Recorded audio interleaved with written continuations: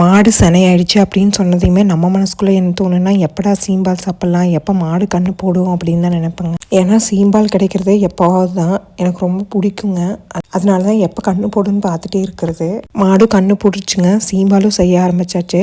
சீம்பால் செய்யும்போது பால் கொஞ்சம் தண்ணி மாதிரி இருக்கணும். ஏன்னா கறக்கிறது கொஞ்சம் கெட்டியாக தான் இருக்கும். அதனால் தண்ணி ஊற்றிக்கலாம், இந்த மாதிரி தண்ணியாட்டு இருக்கிற அளவுக்கு.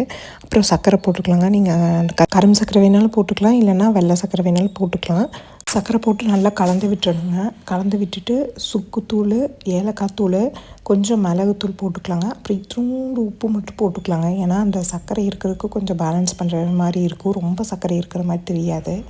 அப்புறம் இட்லி பாத்திரத்தில் நல்லா வேக வச்சிடலாங்க. வச்சு ஒரு 5 நிமிஷம் கழிச்சு மட்டும் எடுத்து கலக்கி விட்டுருலாங்க. ஏன்னா சர்க்கரை போய் அடியில் நின்றுக்கும். கரும்பு சர்க்கரை போடுறதுனால வெள்ளை சர்க்கரையாக இருந்தால் பிரச்சனை இல்லை. இருந்தாலும் ஒரு டைம் எடுத்து கலக்கி விட்டுக்கலாம்.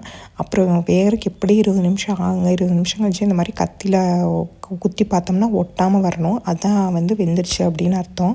பார்த்தா நல்லா சாஃப்டாக இருக்குங்க. கேக் மாதிரி நல்லா டேஸ்ட்டாகவும் இருக்கும். சூப்பராக இருக்கும். ரொம்ப ரொம்ப ஹெல்த்தியும் கூட உடம்புக்கு. என்னோடய ஹாப்பினஸ் நீங்கள் அந்த இதுலேயே பார்க்கலாம், எவ்வளோ சந்தோஷம்னு எனக்கு இதை சாப்பிட்றது.